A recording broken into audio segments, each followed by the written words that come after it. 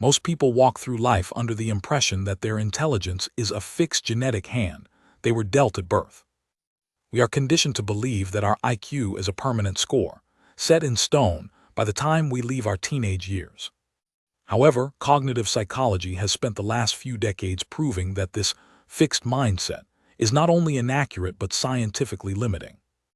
The reality revealed by modern neuroscience is far more empowering. Your brain is a highly plastic organ, capable of physical restructuring well into old age. You are not a finished product. You are an ongoing biological process that can be optimized through deliberate, science-backed behaviors. Intelligence isn't something you simply have. It's something you build, one neural connection at a time. Today, we're exploring 5 specific habits that research shows can slowly but significantly increase your intelligence over time. By the end of this, you'll understand the psychological mechanisms that turn mundane daily actions into profound cognitive upgrades. To understand how intelligence increases, we first have to look at the physical infrastructure of the mind. Research suggests that intelligence is largely a measure of how efficiently your neurons communicate across different regions of the brain. Every time you learn a new skill or grapple with a difficult concept, you are creating what psychologists call neural density. This isn't just a metaphor. It's a physical thickening of the myelin sheath, the fatty insulation that helps signals travel faster and more reliably. Cognitive psychology shows that the brain is use-dependent, meaning it allocates resources to the areas that are most frequently challenged.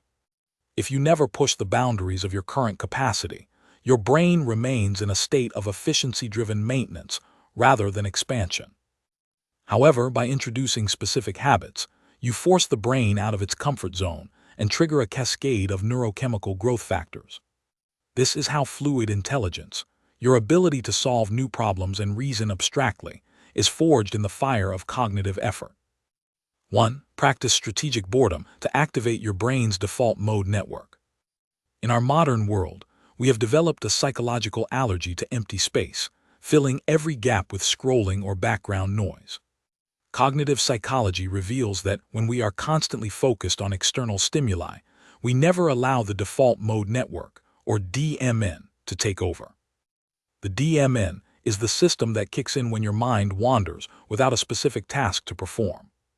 Research suggests that this state is not idle time. It is actually when your brain consolidates memories and makes creative connections. By intentionally choosing to sit in silence or walk without a podcast, you provide the mental bandwidth needed for synthesis. The real-life consequence of this habit is a sharp increase in aha moments and a deeper understanding of complex information you've recently consumed. Intelligence requires processing time, and strategic boredom is the delivery mechanism for that processing. 2. Shift from passive consumption to the habit of high-stakes active recall. Most people learn by reading a book, highlighting the important parts, and then rereading those highlights later. Psychology calls this the illusion of competence.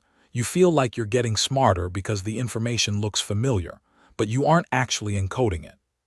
True intelligence growth happens through the testing effect, where the brain is forced to retrieve information from scratch. Research suggests that the physical act of searching your memory strengthens the neural pathway to that information more than seeing it again. Every time you close a book and ask yourself, what were the 3 main points of that chapter? You are performing a mental heavy lift. This habit transforms your mind from a leaky bucket into a high-speed database. The real-life consequence is not just better memory, but the ability to pull relevant facts into a conversation or decision-making process instantly. 3. Adopt the habit of interleaving, or mixing different topics into a single learning session.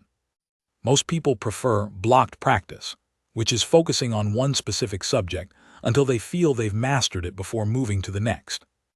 Cognitive psychology shows that while blocked practice feels more comfortable, it often leads to shallow learning and rapid forgetting. Interleaving involves rotating through 3 or 4 unrelated topics, switching from math to history to a new language every 20 minutes. This constant switching creates desirable difficulty, forcing your brain to reset and re-identify the context of each new problem.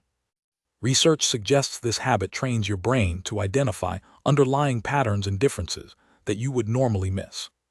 The real-life consequence is a superior form of pattern recognition, allowing you to apply lessons from one field to another with ease. By cross-training your mind, you build a cognitive flexibility that far exceeds the rigid knowledge of a specialist. To truly increase intelligence, we must reframe our psychological relationship with effort and confusion. Psychology shows that most people interpret the feeling of mental strain as a sign that they are not smart enough for a task. In reality, that feeling of cognitive friction is the exact biological signal that neuroplasticity is occurring. Cognitive psychology calls this the struggle phase, a necessary precursor to neural consolidation. If a task feels easy, you aren't increasing your intelligence, you are simply rehearsing what you already know. Growth requires pushing into the zone of proximal development, where the difficulty is just high enough to be frustrating but not impossible. The real-life consequence of embracing this friction is a dramatic increase in cognitive resilience and problem-solving endurance. By seeing confusion as a growth signal rather than a failure, you unlock the ability to learn anything. 4. Develop the habit of a daily metacognitive audit to evaluate your own thinking. Most people are unaware of their own cognitive biases, leading them to fall victim to the Dunning-Kruger effect, the tendency to overestimate our own knowledge. Metacognition, or thinking about thinking, involves stepping back and observing the process your mind used to reach a conclusion. Ask yourself, why do I believe this? What evidence would change my mind? And where are the gaps in my logic? Research suggests that intellectual humility, the ability to admit what you don't know, is one of the strongest predictors of long-term intelligence growth. By actively seeking out your own mental blind spots, you prevent your intelligence from becoming a stagnant pool of confirmation bias. The real-life consequence is a massive reduction in impulsive mistakes and a far more nuanced understanding of reality.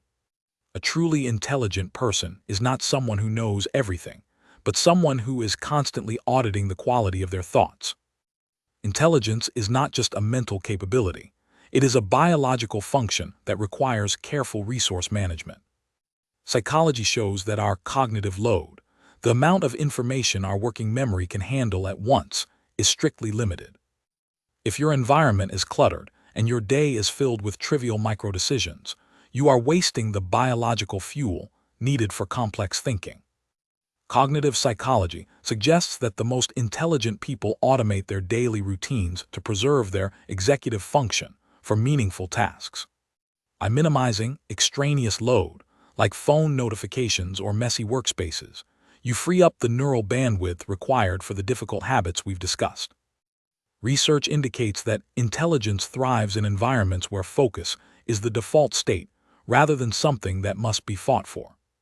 The real-life consequence of managing your load is a significant increase in your ability to enter a flow state, where intelligence peaks. You cannot build a skyscraper on a foundation of sand, and you cannot build a higher IQ on a foundation of mental exhaustion. 5. Cultivate the habit of deep reading by engaging with complex long-form texts.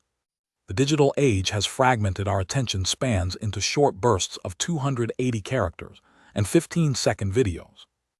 Psychology shows that this skimming habit actually degrades your brain's ability to process complex arguments and nuance. Deep reading involves crystallized intelligence, the accumulation of knowledge and verbal reasoning that grows more solid over time.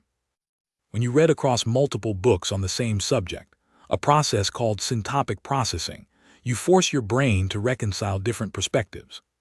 Research suggests this habit expands your working memory and enhances your ability to detect logical fallacies. The real-life consequence is a superior command of language and the ability to think critically in a world of misinformation. By moving from a consumer of snippets to a master of deep texts, you are building a mental library that is truly your own. Beyond solitary study, your intelligence is refined through the habit of teaching others. Psychology calls this the Protege effect, the phenomenon where teaching someone else leads to a higher level of mastery for the teacher. When you prepare to explain a concept, your brain automatically organizes disorganized thoughts into a logical, linear structure. Research suggests that social verbalization forces you to confront the gaps in your own, understanding that you might ignore when thinking in private. This practice builds social intelligence, but more importantly, it reinforces your primary cognitive frameworks through repetition and perspective taking. The real-life consequence is a heightened ability to communicate complex ideas and a faster rate of information retention. By becoming a teacher to those around you, you essentially become a better student of yourself. It is important to remember that intelligence does not increase overnight. It is a game of compounding interest.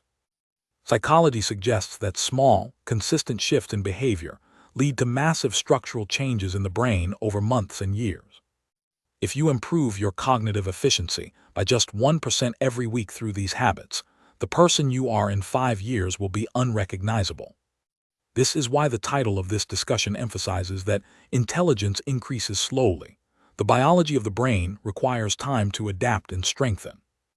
Research into long-term learning shows that fast learning is usually fragile learning, whereas slow, difficult growth is permanent. The real-life consequence of this realization is the peace of mind to focus on the process rather than the immediate result. By committing to these 5 habits, you are not just trying to act smart, you are literally becoming a higher version of yourself. Increasing your intelligence is not about a single breakthrough or a secret pill. It is a quiet, daily commitment to the difficult work of thinking, questioning, and resting.